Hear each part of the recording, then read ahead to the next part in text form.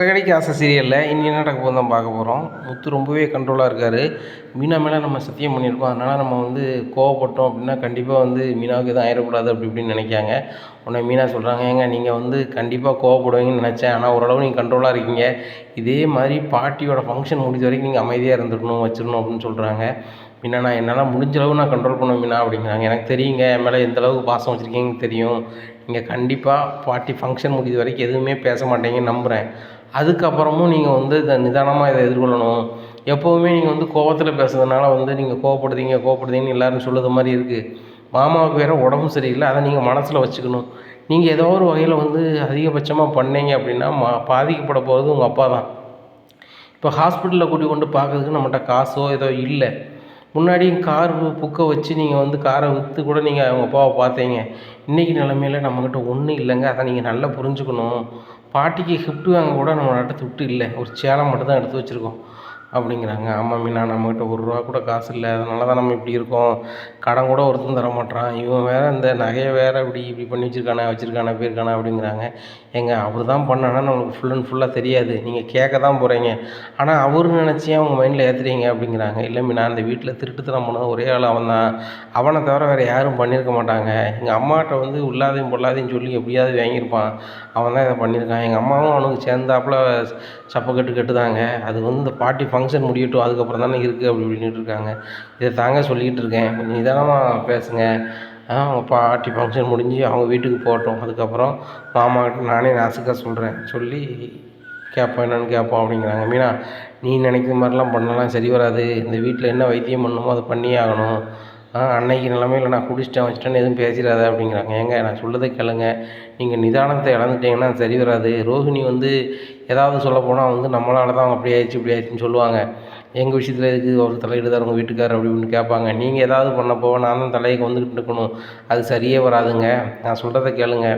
பாட்டி ஃபங்க்ஷன் முடியட்டும். மாமாட்ட நான் சொல்கிறேன். நான் சொல்லும்போது நீங்கள் அமைதியாக நின்றா போதும். ஒவ்வொரு நிமிஷமும் நீங்கள் பார்த்து தான் பேசணும். ஏன்னா மாமாவுக்கு உடம்பு சரியில்லை. அது உங்கள் மைண்டில் ஓடிக்கிட்டே இருக்கணும் அப்படிங்கிறாங்க. அதுவும் சரி தான் மீனா. நான் கோவப்பட்டேன்னா அப்பா ஏதாவது மனசுக்கு எதுவும் ஆயிடக்கூடாது. மனுஷன் நல்லா இருக்கணும். கடைசி காலத்தில் நிம்மதியாக இருக்கணும். பாட்டி 80வது பிறந்தநாள் கொண்டாடிட்டாங்க. எங்கள் அப்பாவும் 80வது பிறந்தநாள்லாம் கொண்டாடி 100வது பிறந்தநாள்லாம் கொண்டாடி இப்படி ஜெயின்னு இருக்கணும். அதுக்கு நான் நிம்மதியை கெடுத்துடக்கூடாது மீனா அப்படிங்கிறாங்க. ஆமாங்க, நம்மளுக்கு இந்த நகை என்ன ஆச்சுங்கிறதும் தெரியணும். அதே நேரத்தில் யாருக்கும் இந்த பிரச்சனையும் நம்மளை கொண்டு வரக்கூடாது அப்படின்னு மட்டும் மனசில் நினைங்க அப்படிங்கிறாங்க. சரி மீனா, இவ்வளவு பக்குவமாக எப்படி மீனா நீ இருக்க அப்படிங்கிறாங்க. இல்லைங்க, ஒரு வீட்டில் மூத்த பிள்ளையாக நான் பிறந்தேன். எனக்கு பிறகு 2 பசங்க. அப்போ அவங்கள நான் மேனேஜ் பண்ணணும் அப்படின்னா நான் பொறுமையாக இருந்தால் தான் அவங்கள எதிர்கொள்ளலாம். அப்படிங்கும்போது நான் பொறுமையாகவே சின்ன வயசில் இருந்துட்டேன். அது போக எங்கள் அப்பாவுக்கும் எங்கள் அம்மாவுக்கு ஹெல்ப்ஃபுல்லாக இருக்கணும்னு சொல்லிட்டு தான் நான் காலேஜ் போகாமல் பூ வியாபாரத்துக்கு போனேன் அப்படி இப்படிங்கிறாங்க. உன்ன மாதிரிலாம் யாருமே இருக்க முடியாது மீனா. அவ்வளோ அறிவுபூர்வமாக பேசுகிற, இது எல்லாத்தையுமே பக்குவமாக எடுத்துக்கிற. எங்கள் அம்மா என்ன பண்ணாலும் அதை பொறுமையாக ஒரு மாமியார் என்ன பண்ணாலும் பண்ணிட்டு போட்டோம் அப்படின்னு சொல்லி நிதானமாக எதிர்கொள்கிற. உன் இடத்துல வேறு யாருமே இருக்க முடியாது மீனா அப்படிங்கிறாங்க. ஏங்க, அப்படி இருக்க போய் தான் தங்கமான ஒரு புருஷனை எனக்கு நீங்கள் கிடச்சிருக்கீங்க அப்படிங்கிறாங்க. மீனா, அப்படியா அப்படிங்கிறாங்க. ஏங்க, இந்த சிரித்த முகமாகவே பாட்டி ஃபங்க்ஷனில் இருந்து என்ன கலந்துக்கிட்டு நல்ல மாதிரி பண்ணணுங்க. உங்களை கொண்டு எந்த உரியும் வந்துடக்கூடாது. யாரும் எதுவும் சொல்கிற மாதிரி ஆகிடக்கூடாது அப்படி இப்படிங்கிறாங்க. உடனே மீனா, நான் அதெல்லாம் பண்ண மாட்டேன். நீ தான் சொல்லிட்டல. சரி, உங்கள் அம்மாட்டையும் சித்தாட்டையும் சொல்லணும்ல அப்படிங்கிறாங்க. ஏங்க, என் தம்பி அங்கே இருப்பான்ல அப்படிங்கிறாங்க. அவனையும் கூப்பிடு அப்படிங்கிறாங்க. நீங்கள் தானே அவனை கூப்பிடக்கூடாது வைக்கக்கூடாதுன்னு சொல்லுவீங்க அப்படிங்கிறாங்க. நான் சொன்னேண்ணா, அவன் நல்ல பிள்ளையாக ஆசீர்வாதம் வாங்கிட்டு போனால் நல்லது தானே. பாட்டிக்கு 80வது பிறந்தநாள் வரப்போகுது. சின்னவங்க அவங்க காலில் விழுந்து ஆசீர்வாதம் வாங்கினாங்கன்னா நீண்ட ஆயிலும் கிடைக்கும். அது போக நல்ல புத்திமதி சொல்லுவாங்க அப்படின்னுட்டுருக்காங்க. உடனே மீனா சொல்கிறாங்க, ஏங்க, உங்கள்கிட்ட ஒன்று சொல்ல மறந்துட்டேன்.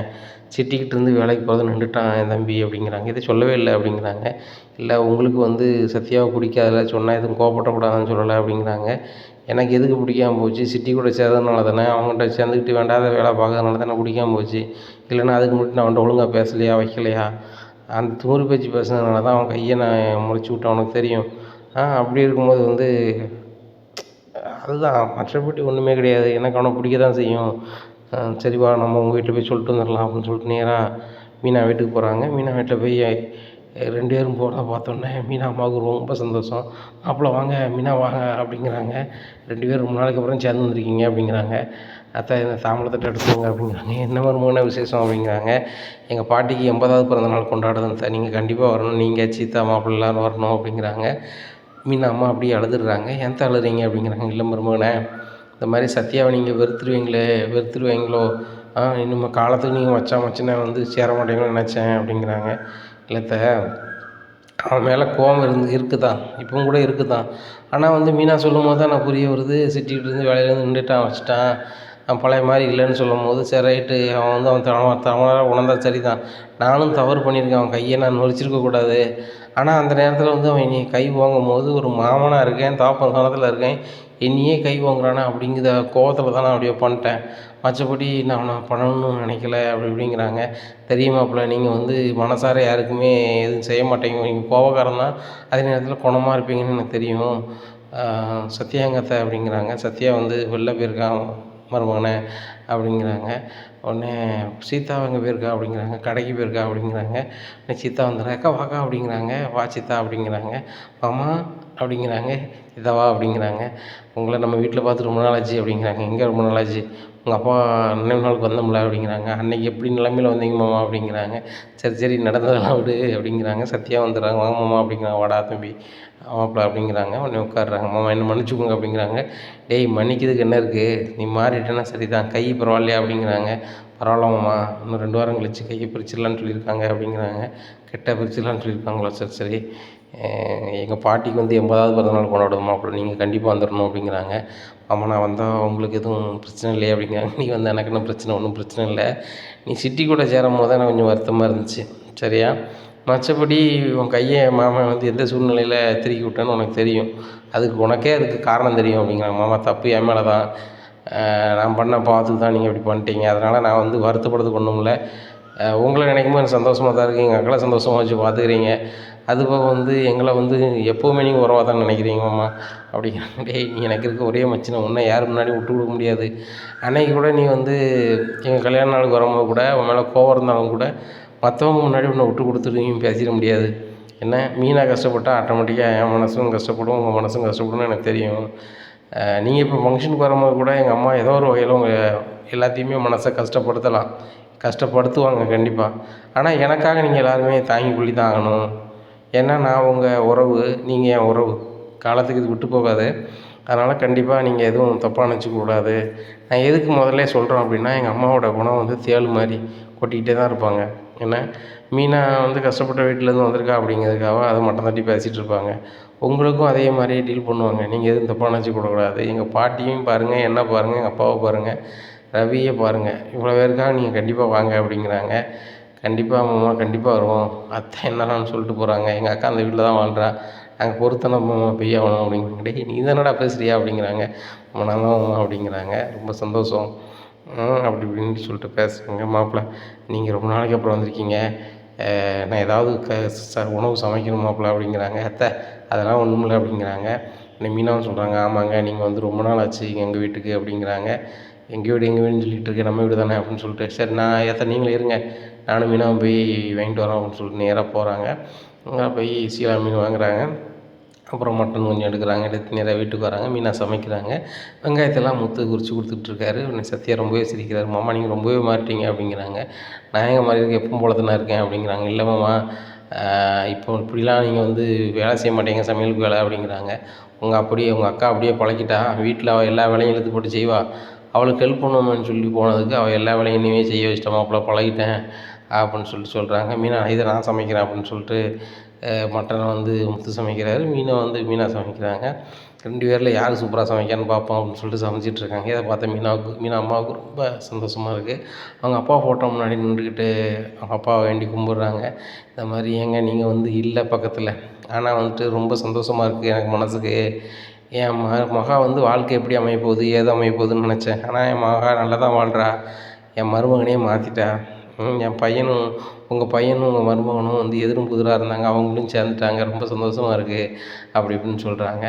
உடனே ஏம்மா அழுற அப்படிங்கிறாங்க. இல்லாடி இது அழுவு கிடையாது ஆனந்த கண்ணீட்டி அப்படிங்கிறாங்க. ஆமாம் சமையல் முடிச்சிட்டிங்களா முடிக்கலையா அப்படின்னு சொல்லி சீதா வராங்க கிச்சன் பக்கத்தில். சீதா இதை டேஸ்ட் பாரு அப்படின்னு சொல்லிட்டு கொடுக்குறாங்க. மாமா செமையாக இருக்கு மாமா அப்படிங்கிறாங்க. உடனே மீனா சொல்கிறாங்க, சீதா நீ இதை பாரு, இந்த மீன் குழம்பு பாரு அப்படிங்கிறாங்க. இது செமையாக இருக்குது அப்படிங்கிறாங்க. உடனே முத்து கேட்குறாரு, சீதா உங்கள் அக்கா வச்ச குழம்பு நல்லா இருந்துச்சா, நான் வச்ச குழம்பு நல்லா இருந்துச்சா அப்படிங்கிறாங்க. மாமா வந்து எதையுமே சொல்ல முடியல, ரெண்டுமே சூப்பராக இருக்குது அப்படிங்கிறாங்க.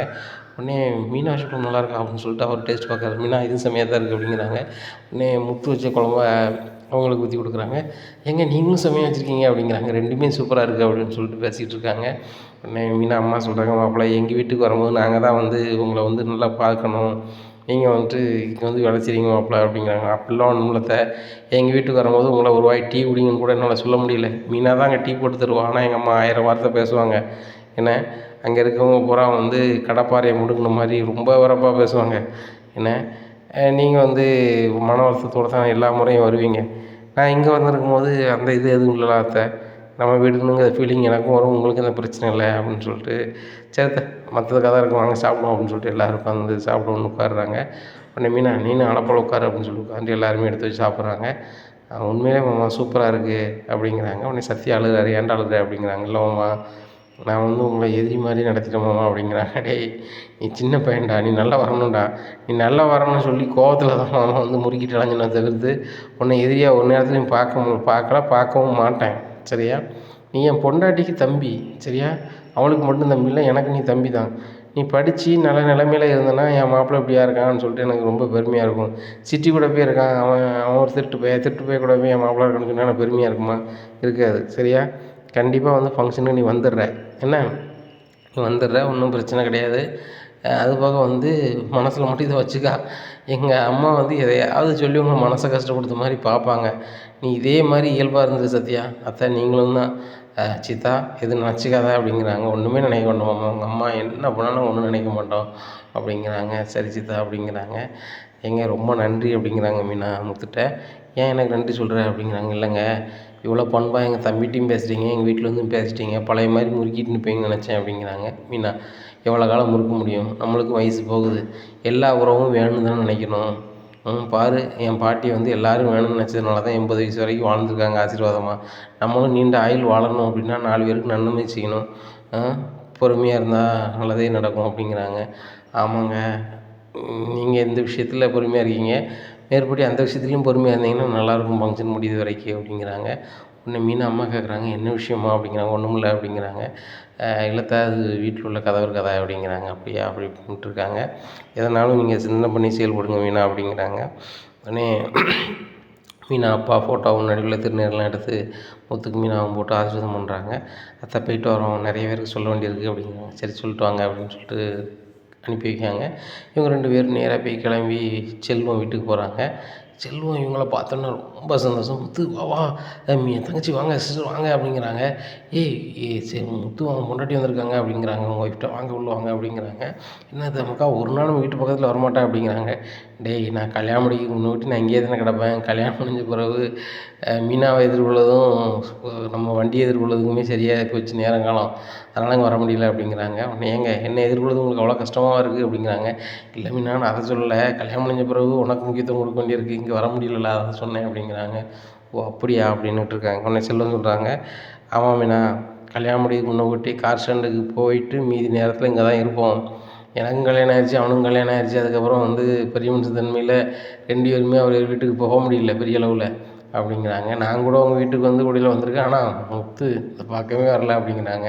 உடனே முத்துட்ட சொல்கிறாங்க, செல்வத்தோட ஒய்ஃப் சொல்கிறாங்க, முத்துண்ணே முன்னாடி இங்கே வந்து எவ்வளோ சந்தோஷமாக ஜாலியாக பேசிகிட்டு இருப்பீங்க, ஏன்னே இப்போ வரமாட்டேறீங்க, மீனாக்காவை கூப்பிட்டு வாங்க அடிக்கடி அப்படிங்கிறாங்க. கண்டிப்பாம்மா, எங்கள் பாட்டிக்கு வந்து 80வது பிறந்தநாள் கொண்டாடுறோம்மா, அதுக்கு நீனும் உன் புருஷனும் பிள்ளைகளோட வந்துடணுமா அப்படிங்கிறாங்க. கண்டிப்பாண்ணே உங்கள் வீட்டு ஃபங்க்ஷனுக்கு நான் வராமல் இருப்பேம்மாண்ணே, ஒரு ஃபங்க்ஷனுக்கு இவர் தான் உங்கள் ஃப்ரெண்டு தான் என்னை கூப்பிட்டு வர மாட்டார், அவரே வந்துடுவார், இப்போ என்னை கூப்பிட்டு வர சொல்லுங்கண்ணே, நானும் உங்கள் வீட்டு ஃபங்க்ஷனில் கலந்துக்கணும்னு எனக்கு ஆசையாக இருக்குண்ணே அப்படிங்கிறாங்க. உடனே செல்வம் சொல்கிறாரு, கண்டிப்பாக உங்களுக்கு இந்த வாட்டி கூப்பிட்டு வந்துடுவேன், ஒவ்வொரு வாட்டியும் நான் கூப்பிட்டு வரலாத காரணம் வந்து பிள்ளைகள் ஸ்கூல் போயிட்டு வரும், அதான் இவன் இருந்தான்னா பக்கத்தில் ஸ்கூலுக்கு கூப்பிட்டு வந்துடுவான், அன்னைக்கு பிள்ளைகளுக்கு ஸ்கூல் லீவ் போட்டு நாங்கள் எல்லாருமே வந்துடுறோம் அப்படிங்கிறாங்க. கண்டிப்பாக நண்பா வந்துடு, ஏன்னா எங்கள் பாட்டி 80 வயசு ஆகுது, நம்மளாம் ஆசீர்வாதம் வாங்கினோம் அப்படின்னா கண்டிப்பாக நம்மளுக்கு ஆயுசு நீடிக்கும், நம்மளுக்கு ஒரு ஆசீர்வாதமாக இருக்கும் அப்படிங்கிறாங்க. முத்து இந்த காலத்தில் 80 வயசுலாம் வந்து இருக்கிறது சாதாரணப்பட்ட விஷயம் கிடையாது. இப்போ கெமிக்கல் உள்ள உலகம், குடி தண்ணீர்லேருந்து எல்லாமே கெமிக்கல் ஆயிடுச்சு, அதனால் உடம்பு நிலையாக இருக்கட்டும், ஆயுசாக இருக்கட்டும் எல்லாமே குறைஞ்சிக்கிட்டு தான் வருது. ஆனால் அவங்க பாட்டி வந்து இயற்கை விவசாயம் பண்ணி இயற்கை உணவுகளை உட்கொண்டதுனால இவ்வளோ காலம் அவங்க வந்து பயணிச்சிருக்காங்க. அதுபோக வந்து மன நிம்மதியோடு வாழ்ந்தா நீண்ட ஆயுசுக்கு வாழலாம் அப்படிங்கிறது உங்கள் பாட்டியும் ஒரு எடுத்துக்காட்டு. அவங்ககிட்ட ஆசீர்வாதம் வாங்கினா நம்ம நல்லாவும் இருப்போம். அதனால் நானும் வரலான்னு தான் இருக்கேன் முத்து அப்படிங்கிறாங்க. கண்டிப்பாக வந்துரு அப்படிங்கிறாங்க. அதனால் நேராக போயிட்டு வரோம் அப்படின்னு சொல்லிட்டு கிளம்புறாங்க. முத்து ஒன்றுமே சாப்பிட்லையே அப்படிங்கிறாங்க. உடனே செல்வம் ஒய்ஃப் சொல்கிறாங்க, ஒரு நிமிஷம் இருங்கண்ணே, காஃபி போட்டு கொண்டாருன்னு சொல்லிட்டு காஃபி போட்டு கொண்டு கொடுக்குறாங்க. உடனே முத்து மீனாவும் காஃபி குடிக்கிறாங்க. காஃபி குடிச்சிட்டு நம்ம கார் ஸ்டாண்டில் உள்ள ரவி, கனகராஜ் அவங்க வீட்டுக்கெல்லாம் நான் போகணும் அப்படிங்கிறாங்க. சரி நண்பா, வீடு இந்த இடத்துல இருக்குது தெரியுமில்ல அப்படிங்கிறாங்க. தெரியுமாக்கா அப்படிங்கிறாங்க. அதனால் அவங்க வீட்லேயும் போய் சொல்லி கூப்பிட்றாங்க. அவங்களும் வந்துடுறேன் அப்படிங்கிறாங்க. இந்த சூழ்நிலையில் மீனா வேறு யார்ட்டையும் சொல்லணுமா அப்படிங்கிறாங்க. எனக்கு வேறு யாரும் இல்லைங்க, அவ்வளோதான் அப்படிங்கிறாங்க. என்ன இப்படி சொல்லிட்டேன், நம்ம வீட்டுக்கு வேலைக்கு வந்தாங்களா அந்த அக்காட்டெலாம் சொல்லணும்ல அப்படிங்கிறாங்க. ஏங்க அவங்ககிட்ட நம்ம சொன்னால் அத்தை எதுவும் நினைக்கக்கூடாதுல்ல அப்படிங்கிறாங்க. நம்ம சைடில் நம்ம கூப்பிடுவோம். அவங்க அம்மா வந்து அவங்களுக்கு பெரிய ஆள் பணக்காரங்கள கூப்பிடுவாங்க. நம்மளை மாதிரி பாட்டாளிகளை நம்ம கூப்பிடுவோம் அப்படின்னு சொல்லிட்டு மீனா கூட வேலை பார்க்குற அக்கா வீட்டுக்கெலாம் போகிறாங்க. போயிட்டு அக்கா நீங்கள் கண்டிப்பாக வந்துட்டு எங்கள் பாட்டியோட 80வது பிறந்தநாளுக்கு வரணும் அப்படிங்கிறாங்க. உடனே மீனா கூட பூ கட்டுற அந்த அக்கா வந்து அப்படியே அழுது. உடனே ஏன் கால்றீங்க அப்படிங்கிறாங்க. இல்லை தம்பி, உங்கள் வீட்டில் வந்து நல்ல வசதியாக இருக்காங்க. அவங்க அப்பா ரயில்வே வேலை பார்த்த எம்ப்ளாயி, உங்கள் அம்மா வந்து அவ்வளோ வரட்டுக்கு உரம் பண்ணுவாங்க. அந்த வீட்டில் ஒரு ஃபங்க்ஷன் நடக்குது, எங்களை வீடு தேடி வந்து கண்டிப்பாக வரணும்னு சொல்லிட்டு தாம்பூலத்தட்டோட கூப்பிடுதீங்களே, எனக்கு இதை நினைக்கும் போது ரொம்ப சந்தோஷமாக இருக்குது அப்படிங்கிறாங்க. ஏக்கா நாங்களும் பெரிய குபேரம் கிடையாதுக்கா, நான் கார் ஓட்டினா தான் எனக்கு வந்து அங்கே சாப்பாடு, அதுபோக என் முன்னாடி பூ கட்டினா தான் எங்களுக்கு சாப்பாடு. எங்கள் நிலமை இப்படி தான் இருக்குது. அந்த வீட்டிலே எங்களை வந்து இருக்கக்கூடாதுன்னு பலமுறை சொல்கிறாங்க. நாங்களே வேறு வழி இல்லாமல் எங்கள் அப்பா இருக்காருன்னு அந்த வீட்டில் இருக்கோம். இதான் உண்மை நிலை. எங்கள் பாட்டிக்கு வந்து 80வது பிறந்தநாள் வந்து எல்லோரும் சிறப்பாக கொண்டாடணும். நிறைய பேர் அவங்க வந்து அவங்களையும் வாழ்த்தணும், அதே நேரத்தில் அவங்கக்கிட்ட வாழ்த்து வாங்கணும் அப்படிங்கிறதாங்க எல்லாரையுமே சொல்லிக்கிட்டு இருக்கோம். எங்கள் உறவுன்னு சொன்னால் நீங்கள் தான்க்கா, சரியா? நீங்கள் கண்டிப்பாக வரணும்க்கா. மீனா வந்து எனக்கு எவ்வளோ முக்கியமோ அதே முக்கியம், நீங்களும் முக்கியம்தாங்க. கண்டிப்பாக நீங்கள் வரணும் அப்படிங்கிறாங்க. கண்டிப்பாக வந்துடுவேன் முத்து அப்படிங்கிறாங்க. இப்படி இருக்கும்போது மீனா சொல்கிறாங்க, ஏங்க நம்ம வந்து பாட்டிக்கு வேறு எதுவுமே வாங்க முடியலையே அப்படிங்கிறாங்க. மீனா, நம்ம கையில் வந்து காசு இப்போ இல்லை. நம்ம எப்படியாவது அலைஞ்சி ரெட்டை உடஞ்சாங்கலி வாங்கிடலான்னு பார்த்தோம். இங்கே நடக்குது மாதிரி தெரியல, நேரமும் ஆகுது. சரி நம்ம வீட்டுக்கு போகலாம் அப்படின்னு சொல்லிட்டு போகிறாங்க. இங்கே வீட்டில் பயங்கரமாக தோரணம்லாம் ரெடி பண்ணியிருக்காங்க. எப்போ நான் போகும்போது இதெல்லாம் கிடையாதப்பா அப்படிங்கிறாங்க. இல்லை முத்து, நம்ம பலூனெல்லாம் நீ இருக்கும்போது கட்டினோம் வச்சோம். அதுக்கப்புறம் பார்த்தேன் கொஞ்சம் டெக்கரேஷன் கொஞ்சம் கம்மியாக இருந்த மாதிரி இருந்துச்சு. அதான் 2 வேலை தெரிஞ்சவங்கள வர சொல்லி பண்ண சொல்லிட்டேன். இப்போ எப்படி இருக்குது அப்படின்னு, சூப்பராக இருக்குது அப்படி இப்படின்ட்டு இருக்காங்க. இந்த சூழ்நிலையில் பாட்டி கிராமத்துலேருந்து வந்துடுறாங்க. வீட்டில் இருக்கிறது எல்லாத்தையும் பார்த்த உடனே பாட்டிக்கு ரொம்பவே ஷாக் ஆகிடுது. அண்ணாமலை இது என்ன இவ்வளோ கிராண்டாக பண்ணியிருக்கு, இது என்ன விசேஷமோ அப்படிங்கிறாங்க. அம்மா உங்கள் பிறந்தநாள் தான் பண்ணியிருக்கோம் அப்படிங்கிறாங்க. டேய், என் பிறந்தநாளுக்கு இப்படிலாம் பண்ணணுமா? நம்ம சாதாரணமாக ஒரு கோயிலுக்கு போய் ஒரு தேங்காய் உடலையை போட்டு நம்ம ஒரு பூஜை கொண்டு வருவோம், ஒரு சக்கரை பொங்கல் வைப்போம். இப்போ இவ்வளோ இது பண்ணியிருக்கீங்க, நிறையலாம் செலவு பண்ணியிருக்கீங்க அப்படி இப்படின்ட்டு இருக்காங்க அண்ணாமலைட்ட. அண்ணாமலை சொல்கிறாங்க, அம்மா நாங்கள் இவ்வளோ பேர் இருக்கேன்னா தலைமை ஊற்று நீங்கள் தான். உங்களிலிருந்து தான் அந்த குடும்ப வாரிசு விளங்குச்சு. உங்களுடைய பிறந்தநாளை கொண்டாட வேண்டியது எங்களுடைய ஆசை, எங்களுடைய கனவு. அதனால தான்மா இப்படி பண்ணோம். நான் மட்டும் பண்ணலம்மா, உன் பேரன்மாரு உன் பேத்திமார் எல்லோரும் இப்படி தான் பண்ணாங்க அப்படிங்கிறாங்க. என் பேரனுக்கும் பேத்திமாருக்கும் இப்படி பண்ணுறது எனக்கு இப்படி பண்ணுறது எனக்கு ரொம்ப சந்தோஷமாக இருக்குது. ஆனால் அனாவசிய செலவுகள் வேண்டாம் அப்படின்னு சொல்லுற இடத்துல இந்த மகிழ்ச்சியும் அதில் இருக்குது அப்படிங்கிறது உண்மையாக இருக்குது. இந்த மாதிரி பண்ணும்போது தானே யார் அன்பு என்னன்னு தெரிய வருது அப்படிங்கிறாங்க. ஆமாம், ஒவ்வொருத்தராக வந்து ஒவ்வொரு கிஃப்ட்டாக அவங்களுக்கு கொடுக்க ரகசியமாக காத்துட்ருக்காங்க. ஆனால் யார் என்ன கொடுக்க போகிறாங்கன்னு தெரியல.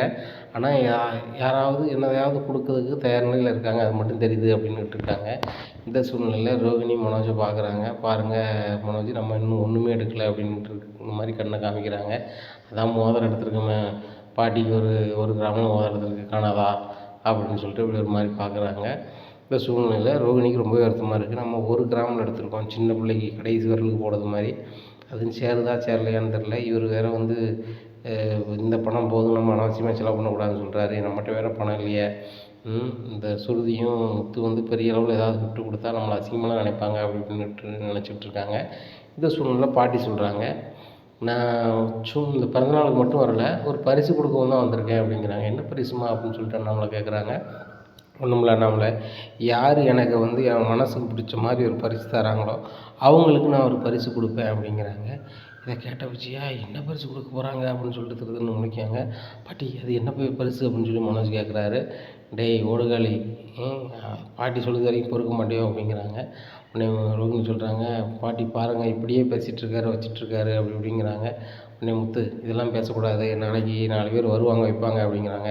அவங்க பாட்டி எங்கள் சைடில் வர வேண்டியவங்களுக்கு நாங்கள் பூரா அழைச்சிட்டு வந்திருக்கோம் அப்படிங்கிறாங்க. அப்படியா சரி சரி சரி அப்படின்னு விட்டுருக்காங்க. உடனே நம்மளை சொல்கிறாங்க, ஏம்மா என் கூட வேலை பார்க்குற பரசு என் கூட வேலை பார்த்த ஸ்டாஃப்லாம் வர சொல்லியிருக்கோமா அப்படிங்கிறாங்க. அண்ணாமலை இதெல்லாம் எனக்கு தேவையா, எனக்கு வெக்கமாக இருக்குது அண்ணாமலை அப்படிங்கிறாங்க. அதெல்லாம் ஒன்றும் இல்லை, கண்டிப்பாக வந்து இது கிராண்டாக தான் நம்ம பண்ண போகிறோம். பாட்டி உங்களுக்கு கேக்லாம் ஆர்டர் பண்ணிட்டோம் வச்சுட்டோம். அந்த கேக்லாம் வந்து ரவி தான் ஃபுல் அண்ட் ஃபுல்லாக செய்கிறான். நீ ஏம்மா கேட்குதுங்கிற வயசாம்மா எனக்கு சுகரு இருக்குமா அப்படி இப்படிங்கிறாங்க. பாட்டி இந்த சுகரே இல்லாதவங்க கூட சுகர் இல்லாதவங்களும் சாப்பிட்லாம், இருக்கிறவங்களும் சாப்பிட்லாம். அந்த மாதிரி தான் ரவி ரெடி பண்ணியிருக்கான். ரவியே ரெடி பண்ணியிருக்கானா அப்படிங்கிறாங்க. ஆமாம் பாட்டி, உங்கள் பிறந்தநாளுக்கு சமையல் பூராமே ரவி தான் பண்ண போகிறான் அப்படிங்கிறாங்க. உடனே மீனா சொல்கிறாங்க, ரவிட்ட நானே பண்ணுறேன் ரவி, நீ ஏன் கஷ்டப்படுறீங்க அப்படிங்கிறாங்க. இல்லை நீ வீட்டில் நீங்கள் ஒவ்வொரு நாளும் சமைச்சிட்ருக்கீங்க வச்சிட்ருக்கீங்க, இன்றைக்கி ஒரு நாள் நான் பண்ணுறேன் அண்ணன், பிறந்தநாளுக்கு நான் பண்ணிடுறேன் அப்படிங்கிறாங்க. உடனே விஜயா சொல்கிறாங்க, டேய் ரவி சமைக்கிறதெல்லாம் பொம்பளையாள் வேலை அப்படி இப்படின்ட்டு இருக்காங்க. ஏம்மா நான் வந்து ஹோட்டலில் சமைக்கிறேன், நான் சாப்பிட்றது நான் இப்போ சமைக்கிறது ஆணும் பெண்ணு எல்லாருமே சாப்பிட்றாங்க, இதில் நான் வீட்டில் சமைச்சா என்ன தப்பு அப்படிங்கிறாங்க. டேய் நீ ஏடா சமைக்கிறது வீட்டில், சமைக்கிறதுக்கு எங்கள் வீட்டில் ஆளாக இல்லை அப்படி இப்படின்ட்டு இருக்காங்க. ஆன்ட்டிங்க பாருங்கள், அதான் ரவி விருப்பப்பட்டு சமைக்கிறான்னு சொல்கிறான்னா விடுங்க, அவன் வந்து வட இந்திய உணவுகள்லாம் சமைப்பான். மீனா சமையல் பண்ணாலும் சூப்பராக தான் பண்ணுவாங்க. மீனா வந்து இயற்கை உணவாக சமைப்பாங்க, உணவே மருந்து இந்த மாதிரி சமைப்பாங்க. ஆனால் ரவி வந்து டேஸ்ட்டாக சமைப்பான், அது நம்ம ஒரு நாள் சாப்பிட்ருப்போம் அப்படி இப்படிங்கிறாங்க. நம்ம பண்ணுடா அப்படிங்கிறாங்க. விஜயா என் பேரன் எனக்காக பண்ணுதாங்க, பண்ணுத பேரனையும் பண்ணக்கூடாதுங்க, ஆனால் நீ ஒரு மருமகளாக நீ எனக்கு என்ன செய்ய போகிற அப்படிங்கிறாங்க. அத்தை 80வது பிறந்தநாள் தானத்தை, பிறந்தநாள் நாளாயம் பிறந்தநாள் பெரிய அளவில் கொண்டாடலை வைக்கலை அப்படி இப்படிங்கிறாங்க. பிறந்தநாளுக்கு எல்லா பிறந்தநாளுக்கும் என் அம்மா வந்து உனக்கு சேலை எடுத்து தருவான், உனக்கு ஒரு மோதிரம் வாங்கி தருவான்னு எனக்கு தெரியும் அப்படிங்கிறாங்க. இதெல்லாம் தெரிஞ்சிருக்கா அப்படின்னு சொல்லிட்டு பார்க்குறாங்க நம்மளையே. நான் என்ன நினச்சேன்னு இருந்தாலும் அம்மாட்ட நான் ஃபோன் பண்ணி உடனே சொல்லிடுவேன், உன்னை மாதிரி மனசுக்குள்ளே மறைச்சி வச்சுக்கிட்டு இருக்க மாட்டேன் அப்படிங்கிறாங்க. உடனே மனோஜை பார்க்குறாங்க. மனோஜ் இந்த செயின் மோதிரம்லாம் வந்து அவள் போட்டிருக்கா அந்த மீனா, அது கவரிங், ஆனால் வந்து அது தெரியுதாடா அப்படின்ற மாதிரி பார்க்குறாங்க. ஒன்றும் தெரியாதும்மா அப்படின்னு சொல்லிட்டு சிக்னல் விடுவாங்க. இதை முத்து பார்க்காரு. கவரிங் நகையை நீங்கள் 2 பேரும் செட் பண்ணி வச்சுக்கிட்டு நீங்கள் வந்து 2 பேரும் குசு குசுன்னு பேசிகிட்டு இருக்கீங்களா, இருக்கட்டும், பாட்டி மட்டும் ஊருக்கு கிளம்பட்டும், அன்னைக்கு இருக்குது உங்களுக்கு கச்சேரி. உரிச்சு உப்பை தடவி இருந்த மனோஜுக்கு இன்னைக்கு உரிக்குத உரியில் வந்து இனிமேல் வந்து இந்த வீட்டில் வந்து தில்லாலங்கடி வேலையை பார்க்கக்கூடாது, இருக்கட்டும். என் மீனா வேற வந்து தலைக்கு அடித்து சத்தியம் வாங்கிட்டா, இல்லை அப்படின்னா நடக்குதே வேறு. எங்கள் அப்பாவும் பாட்டியும் இந்த நேரத்தில் மனசு கஷ்டப்படக்கூடாதுன்னு தான் என்னோடய சுய கண்ட்ரோலில் இருக்கேன். அப்படி மட்டும் இல்லை அப்படின்னு சொன்னால் 2 பேரையும் நான் வந்து பாருங்கன்ட்ருப்பேன் அப்படின்னு சொல்லிட்டு மனசுக்குள்ளே ரொம்பவே கீழே இருக்கார். மீனா பார்க்குறாங்க, எங்க சும்மா இருங்க அப்படின்னு சொல்லி கண்ணை காமிக்கிறாங்க. இல்லைம்மா நான் சும்மா தான் இருக்கேன் அப்படின்னு சொல்லிட்டு செய்களை சொல்லிடுறாங்க. காலையில் விடியுது. விடிஞ்சோடனே எல்லாருமே ஒவ்வொருத்தராக வர ஆரம்பிக்காங்க. இங்கே விஜயா நீ உனக்கு வேண்டியவங்க யாரும் சொல்லியிருக்கியா வச்சுருக்கியா அப்படின்னு கேட்குறாங்க. ஏங்க என் சார்பில் வந்து பெரியவங்க 2 பேர்கிட்ட சொல்லியிருக்கேன், அவங்க கண்டிப்பாக வருவாங்க, அவங்க தான் சீஃப் கெஸ்ட்டு, அவங்க தான் கிஃப்ட்டே அதிக அளவில் கொடுக்க போகிறாங்க, விலை மதிப்பாக அப்படிங்கிறாங்க. யாருக்கு சொல்லியிருக்கேன் அப்படிங்கிறாங்க. சுருதியோட அம்மாவுக்கு சொல்லியிருக்கேன் அப்படிங்கிறாங்க. உடனே அண்ணாமலை சொல்கிறாரு, நீ அவங்களுக்கு சொல்லலைன்னா தான் ஆச்சரியம், அவங்க சொல்லுறதுல எனக்கு ஒரு ஆச்சரியமும் இல்லை, நீ கண்டிப்பாக அவங்களுக்கு தான் சொல்லுவேன், அவங்களுக்கு அவங்கள தவிர வேறு யாரும் சொல்ல மாட்டேன், பார்வதிக்கும் அவங்களுக்கு சொல்லியிருப்பேன் அப்படிங்கிறாங்க. ஆமாம் பார்வதி என் ஃப்ரெண்டு, அவளுக்கு சொல்லியிருக்கேன், சுருதி அம்மா சீஃப் கெஸ்ட்டு, ரோஹினியோட ஃபேமிலியில் வந்து யாரும் வரக்கூடிய சூழ்நிலை இல்லை, அவங்க மாமாவுக்கு நான் கால் பண்ணேன், அவங்க மாமா வந்து ஃபோனை எடுக்கலை அப்படிங்கிறாங்க. அவங்க மாமா ஃபோன் நம்பர்லாம் நீ வச்சுருக்கியா அப்படிங்கிறாங்க. நான் ரோஹினிகிட்ட தான் வாங்கி தான் அடித்து பார்த்தேன், அவர் ஃபோனை எடுக்கலை, ஆனால் வந்து ஃபோன் எடுத்தாங்கன்னா கண்டிப்பாக வந்துடுவாங்க அப்படிங்கிறாங்க. எங்கே மலேசியாவிலேருந்து இந்த பிறந்தநாள் வந்துருப்பாங்களோ அப்படிங்கிறாங்க. ஏங்க ரோஹினியை பார்க்க அவர் வரலையா அப்படிங்கிறாங்க. அவர் வரலை, தலைமுறைவாக வரும்போது வந்து இங்கே எங்கே போய் இருக்கலாம்னு சொல்லி ஒரு சூழ்நிலை தான் வந்தார், பார்க்கறதுக்கு அவெல்லாம் வரல, பலகட்ட நிலைக்கு அப்புறம் தான் வந்து கிராமத்துக்கே அவங்க மாமா வந்தாங்க. இப்போ அவங்க அப்பா வந்து ஜெயிலில் இருக்கார் வைக்காருன்னு சொல்லிக்கிட்டு இருக்காங்க, எந்த அளவுக்கு உண்மை நம்மளுக்கு தெரில அப்படிங்கிறாங்க. ஏங்க என் மாமா வந்து உண்மையிலே ஜெயிலில் தான் இருக்கார், ஒரு பெரிய கோடீஸ்வரன் எனக்கு தெரியுங்க அப்படிங்கிறாங்க. நீ போய் மலேசியாவில் பார்த்தியோ அப்படிங்கிறாங்க. எனக்கு தெரியுங்க, பார்வதிக்கு தெரிஞ்சு தானே எனக்கு இந்த பொண்ணை சொன்னா வச்சா அப்படி இப்படின்னுட்டு இருக்காங்க.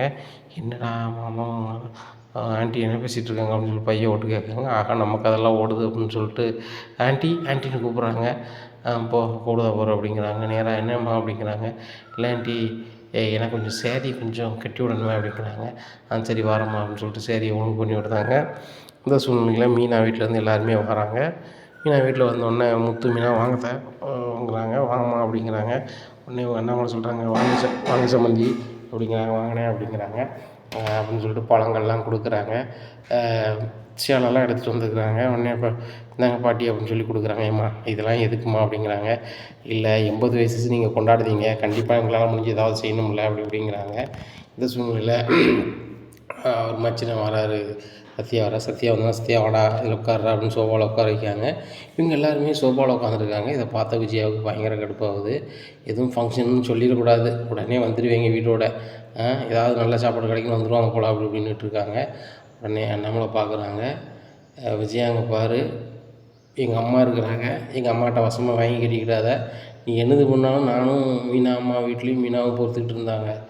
ஆனால் இனிமேல் பொறுக்கிறதுக்கு இடத்துல இங்கே யாரும் இல்லை. எங்கள் அம்மாவுக்கு மட்டும் நீ பேசுறது லைட்டாக காது கேட்டுருந்துச்சின்னா அவ்வளோதான் அப்படிங்கிறாங்க. ஆகா அத்தை இருக்கிறத மறந்தது கேட்டோமே, அத்தைக்கு ஒரு வேளை கேட்டிருக்குமோ அப்படின்னு சொல்லிட்டு முழிச்சிட்ருக்காங்க. நேராக வராங்க. அப்போ நான் சேர வந்தேன்னு சொல்லுதாங்க. இங்கே பாரு விஜயா, இந்த வீட்டில் ஏகப்பட்ட பேர் அவங்கவுங்க சார்பில் சொல்லியிருக்காங்க. நான் ஒரு 5-6 பேர்கிட்ட நம்ம குடும்பக்காரங்கிட்ட சொல்லியிருக்கேன். அவங்களும் வருவாங்க. ரயில்வேல வேலை பார்க்குற ஸ்டாஃப்பும் வருவாங்க, முத்து கூட வேலை பார்க்குற டிரைவரு எல்லாருமே வருவாங்க. நீ அதுலேயும் இதே மாதிரி லூஸ் மாதிரி பேச நல்லா இருக்காது. அப்புறம் என் குணத்தை நீ அப்போ தான் பார்ப்ப அப்படிங்கிறாங்க. அத்தை அப்படிலாம் இல்லை அத்தை அப்படி இப்படின்னு சமாளிச்சிட்ருக்காங்க. அந்த சூழ்நிலையில் சுருதியோட அம்மா வந்துடுறாங்க. சுருதியோட அம்மா வந்தோடனே சம்மந்தி வாங்க சம்மந்தி அப்படி இப்படிங்கிறாங்க. அந்த கூட பின்னாடியே பார்வதி வராங்க. பார்வதியை கண்டுக்கிடாமல் வாங்க சம்மந்தி நீங்கள் வாங்க உட்காருங்க அப்படிங்கிறாங்க. இங்கே சோஃபாவில் எல்லாருமே உட்காந்துருக்காங்க. இடம் இல்லை. உடனே சோஃபாவில் இடம் இல்லைன்னு சொல்லிட்டு சம்மந்தமில்லாதவங்களே சோஃபாவில் உட்காந்துருக்காங்க. வாங்க நீங்கள் ஏசியில் உட்காருவோம் வாங்க அப்படின்னு சொல்லிட்டு உள்ளே கூப்பிட்டு போகிறாங்க. சுற்றி அம்மா வந்திருக்காங்க அப்படிங்கிறாங்க. அம்மா வாங்கம்மா அப்படிங்கிறாங்க. ஏசியை போட்டு விடுதாங்க. என்ன சம்மந்தி மீனா வீட்டிலேருந்து எல்லாருமே வந்திருக்காங்க அப்படிங்கிறாங்க. ஆமாம் சம்மந்தி இங்கே இலவச சோறு போடுவோம்னு சொல்லியிருப்பாங்க போல், அதனால தான் எல்லோரும் கிளம்பி வந்திருக்காங்க அப்படி இப்படின்னுட்டு இருக்காங்க. உடனே ரவி சொல்கிறாங்க, மன்னம்மா இப்படிலாம் பேசுகிறீங்க அப்படிங்கிறாங்க. பிறகு என்னடா 80வது பிறந்த நாள்னு சொன்னால் இந்த முத்து வீட்டிலேருந்து எல்லோரும் வரணும்னு என்ன அவசியம் இருக்குது அப்படி இப்படிங்கிறாங்க. ஏம்மா சுருதியோட அம்மாவை நீங்கள் வரணும்னு நினைக்கும் போது அவங்க வீட்டிலேருந்து யாரும் வரமாட்டாங்களாம்மா அப்படிங்கிறாங்க. சுருதியோட அம்மா வந்தாங்கன்னா வெயிட்டாக செய்வாங்க. அவங்க என்னடா செய்து வழி இருக்குது, ஒரு சேலை போன சேலையை 100 ரூபாய்க்கு எடுத்துகிட்டு பிறந்தநாள் பரிசுன்னு கொடுப்பாங்க. உங்கள் அப்பனுக்கும் அறிவில்லை, இவ்வளோ வயசில் உங்கள் அம்மா அவங்க பாட்டிக்கு பிறந்தநாள் கொண்டாடாட்டா என்ன கெட்டு போயிடும், ஓவராக பண்ணிகிட்ருக்காங்க வச்சிட்ருக்காங்க. ஆனால் ஏன் சார்பில் யாராவது இந்த ஃபங்க்ஷனுக்கு வரணும்னு சொல்லிட்டு தான் என் சம்மந்தி வர சொன்னேன் அப்படிங்கிறாங்க. உடனே சுருதி அம்மா நினைக்கிறாங்க, நீ சும்மையாக நீ வர சொன்னேன், நான் ஏதாவது ஒரு தங்க பொருளோ மொய்யே செய்வேன், அதை வச்சு உங்களுக்கு லாபம் வரணும் தானே நீ வர சொன்னேன், இது தெரியாமையாக இருக்குது. அந்த மீனாமையும் முத்தையும் என்னை வச்சு அசிங்கப்படுத்தணுங்க தான் வர சொன்னேன். நீ எப்படி ஆளுன்னு எனக்கு தெரியும்டி, நான் உனக்கு மேலே 10 மடங்குடி அப்படின்னு சொல்லிட்டு மனசுக்குள்ளே பேசுகிறாங்க. என்ன மம்மி இதை சிந்தனை பண்ணிகிட்ருக்க, நான் உனக்கு காஃபி போட்டுட்டு வரேன் அப்படிங்கிறாங்க. சுற்றி உனக்கு காஃபி போட தெரியுமா அப்படிங்கிறாங்க. எனக்கு காஃபி போட தெரியாது, ஆனால் மீனாட்ட காஃபி போட்டு தாங்க மீனான்னு சொல்லி வாங்கிட்டு வர தெரியும் அப்படிங்கிறாங்க. மீனா எங்கள் அம்மா வந்திருக்குறாங்க. எங்கே வந்திருக்காங்க சித்தி, இங்கே வந்திருக்காங்க அப்படிங்கிறாங்க. எங்கள் ரூமில் இருக்காங்க, காஃபி போட்டு கொடுங்க அப்படிங்கிறாங்க. காஃபி போட்டு கொடுக்குறாங்க. நேராக காஃபி கொண்டு கொடுக்குறாங்க. காஃபி குடிச்சுன்னா சம்மந்தி எப்படி இருக்குது அப்படிங்கிறாங்க. சுமாராக இருக்குது அப்படிங்கிறாங்க. சம்மந்தி இப்போ நான் வரேன் அப்படின்னு சொல்லிட்டு நேராக கிச்சனுக்கு போகிறாங்க. மீனா காஃபி ஒழுங்காக போட மாட்டியோ அப்படிங்கிறாங்க. அத்தை ஒழுங்காக தானே போட்டேன் அப்படிங்கிறாங்க. சம்மந்தி சுமாராக இருக்குன்னு சொல்லிட்டாங்க அப்படிங்கிறாங்க. அத்தை நான் எப்பவும் போடுற மாதிரி தான் போட்டேன் அப்படிங்கிறாங்க. உடனே சம்மந்தி காஃபி எப்பவும் போடுற மாதிரி தான் போட்டாலாம் அப்படிங்கிறாங்க. இல்லை சம்மந்தி எங்கள் வீட்டில் நாங்கள் பூஸ்ட் போட்டு தான் குடிப்போம், இங்கே சாதாரண காஃபி எனக்கு பிடிக்காது அப்படிங்கிறாங்க. அப்படியா அப்படின்னு சொல்லிட்டு மீனா பூஸ்ட் எதுவும் இல்லையா அப்படிங்கிறாங்க. அத்தை நம்ம காஃபி குடிக்கும்போது பூஸ்ட் யாரும் போட மாட்டோம், பாலில் தான் போட்டு குடிப்போம் அப்படி அப்படிங்கிறாங்க. அதெல்லாம் இங்கே என்கிட்ட பேசாத, அவங்க காஃபியில் தான் போட்டு குடிப்பாங்க, அவங்க பணக்காரங்க, ஒரு காஃபி போட்டு காஃபியில் பூஸ்ட்டுக்கலாம் அப்படிங்கிறாங்க. இந்த சூழ்நிலை பாட்டி வந்துடுறாங்க. என்ன மீனா அப்படிங்கிறாங்க. இல்லை பாட்டி ஒன்றுமா பாட்டி அப்படிங்கிறாங்க. எல்லாம் கேட்டுட்டு தான் இருக்கேன், உன் சம்மந்திக்கு நீ எதுவும் கவனிக்கணும், நீ செய், மீனா செய்யணும் அவசியம் இல்லை, மீனா இவங்க அம்மா கூட போய் உட்காரு அப்படிங்கிறாங்க. இன்னும் இல்லத்தை அப்படிங்கிறாங்க. என்னென்னு உள்ளத்தை தேவைன்னா நீ போடு அப்படிங்கிறாங்க. அந்த அளவுச்சியாக காப்பியை போட்டு பூஸ்ட்டை கலக்கி கொண்டு கொடுக்காங்க. குடிச்சிட்டு சுருதி அம்மா அவர் மாதிரி கக்க ஆரம்பிச்சிடுறாங்க. என்ன சம்மந்தி என்னாச்சு அப்படிங்கிறாங்க. வாஷ் பேஷனில் போய் வாயவே குடிக்காங்க. சம்மந்தி காஃபி ரொம்ப ஒஸ்ட்டாக இருக்குது, மீனாவை போட்டாங்க அப்படிங்கிற. இல்லை சம்மந்தி நான் தான் போட்டேன் அப்படிங்கிறாங்க. அப்போ தான் நினைக்காங்க சுருதி அம்மா, அந்த காஃபியே சூப்பராக இருந்துச்சு, நான் சும்மா மெப்புக்கு தான் சொன்னேன், ஆனால் இந்த என்னை எப்படியாவது கவர் பண்ணணும்னு சொல்லிட்டு இந்த விஜயா போட்டு கொண்டு வந்திருக்காளா அப்படின்னு சொல்லிட்டு, சம்மந்தி என்ன சம்மந்தி போட்டீங்க, எனக்கு வாந்தி வாந்தியாக வருது அப்படி இப்படின்னு சொல்லிட்டு, எனக்கு கொஞ்சம் கறக்கமாக இருக்குது, சுற்றி நான் படுக்கிறேன் அப்படின்னு சொல்லிட்டு பெட்டில் படுத்துடுறாங்க. உடனே அப்போ தான் நினைக்காங்க, இந்த மீனா வந்து காஃபி பொடியில் இன்னும் கலந்துட்டாளா, சுருதி அம்மாவுக்கு எதுவும் ஆகும்னு சொல்லிட்டு அப்படின்னு சொல்லிட்டு நேராக வராங்க. ஏய் மீனா, என்னடி செஞ்சு வச்சுருக்க, இந்த காஃபி தூளில் என்னடி கலந்த அப்படின்னு சொல்லி கத்துறாங்க. அங்கேருந்து மீனா அம்மா பார்க்குறாங்க. சம்மந்தி அவள் என்னத்தை கலக்க போகிறா அப்படி இப்படின்னுட்டு இருக்காங்க. ஒன்றும் இல்லை, எங்கள் சம்மந்தியை வந்து ஏதாவது ஆக்கணும்னு சொல்லிட்டு அதில் ஏதோ கலந்துப்பா போல், அவங்க இந்த காஃபி குடிச்சுன்னு அப்படியே படுத்துட்டாங்க அப்படிங்கிறாங்க. அத்தை, காஃபி பொடியை நானாக தயார் பண்ணுறேன், கடையிலேருந்து வாங்கிட்டு வந்திருக்காங்க, இதே காஃபி பொடி தான் எல்லோரும் குடிக்காங்க, யாருக்கு எதுவும் ஆகலை, அவங்களுக்கு மட்டும் எப்படி ஆயிரும் அப்படி இப்படின்னுட்டு இருக்காங்க. இந்த சூழ்நிலையில் அண்ணாமலை சொல்கிறாங்க, காஃபி யார் போட்டு கொடுத்தா அப்படிங்க, நான் தான் போட்டு கொடுத்தேன் அப்படிங்கிறாங்க. நீ தான் போட்டு கொடுத்த அவளை எப்படி கேட்ப ஏம்மா அப்படிங்கிறாங்க. அண்ணாமலை அப்படிங்கிறாங்க, பாருமா இவ தேவையில்லாமலாம் பண்ணிகிட்ருக்கா அப்படிங்கிறாங்க. விஜயா, இந்த ஃபங்க்ஷன் முடிஞ்ச வரைக்கும் மூச்சு வரக்கூடாது, அப்படி மூச்சு வந்துச்சு அப்படின்னா இந்த நாச்சார் குணத்தை நீ பார்க்க வேண்டியிருக்கும். அதுக்கப்புறம் நீ ஏன்டா இந்த நாச்சார் குணத்தை நம்ம வந்து மாற்றி விட்டோன்னு நீ ஃபீல் பண்ணது அளவுக்கு ஆயிரும், அதனால் சத்தம்தான் இரு அப்படின்னுட்டு இருக்காங்க. இப்படி பேசிகிட்டு இருக்கும்போதே ரவியோட ஃப்ரெண்ட்ஸும் வந்துடுறாங்க, இதெல்லாம் வரவேற்கிறாங்க. அப்புறம் முத்து ஃப்ரெண்ட்ஸும் வந்துடுறாங்க. இப்படி ஒவ்வொருத்தங்களாக வராங்க. அப்புறம் சொந்தக்காரங்களும் வராங்க, எல்லாருமே வந்துடுறாங்க. எல்லாருமே வந்த உடனே பாட்டி கேக்கு வெட்டி கொண்டாடுவோம் அப்படின்னு சொல்லிட்டு கேக்கை வெட்டி கொண்டாடுறாங்க. அப்புறம் வெளியே போய் வெடி போடுவோம் அப்படின்னு சொல்லிட்டு முத்து வெடி வாங்கி வச்சு வெடியெல்லாம் வீட்டுக்கு முன்னாடி போடுறாங்க.